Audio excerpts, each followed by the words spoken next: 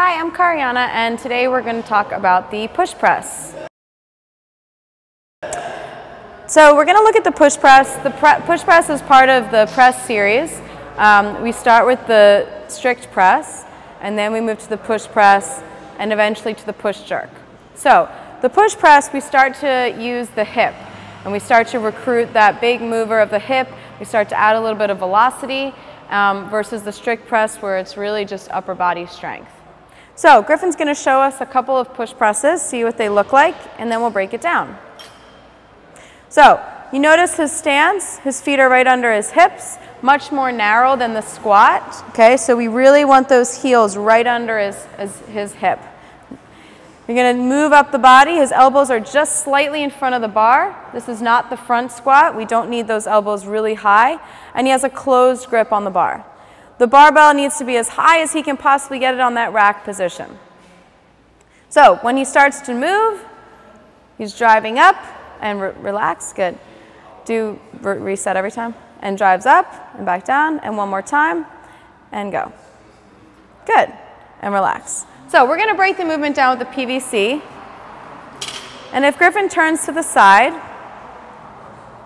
so we talked about the setup. Okay? And as you can see, that push press is more speedy, has some velocity, is a little bit of an aggressive movement.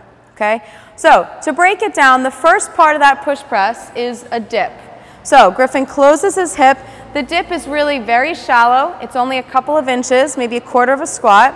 And you'll notice that Griffin's chest and his back are straight up and down. He maintains a vertical torso. The only thing that bends is the knees. Stand.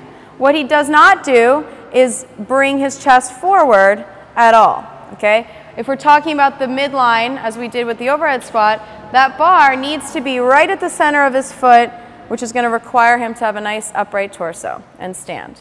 So all the power is going to come from that dip.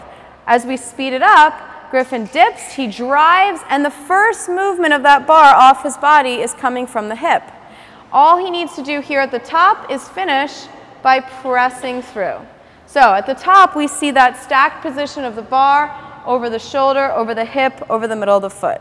He returns that bar back to the rack position, and we'll break it down one more time. He dips with that vertical torso. He drives through the heels, moves that bar, and finishes with a press. And relax. So some of the things that go wrong with this movement happen from that dip. Okay? If Griffin dips really deep and takes much too deep of a dip, you can see that eventually that chest is going to start to come forward.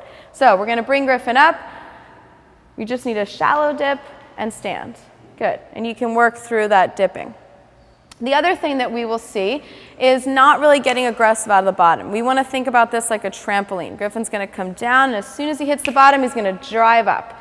Okay? So if you're slow in it, and kind of stopping at the bottom. So Griffin does one and he kind of stops at the bottom and then go full speed with the, so do one and stop and then go, pop.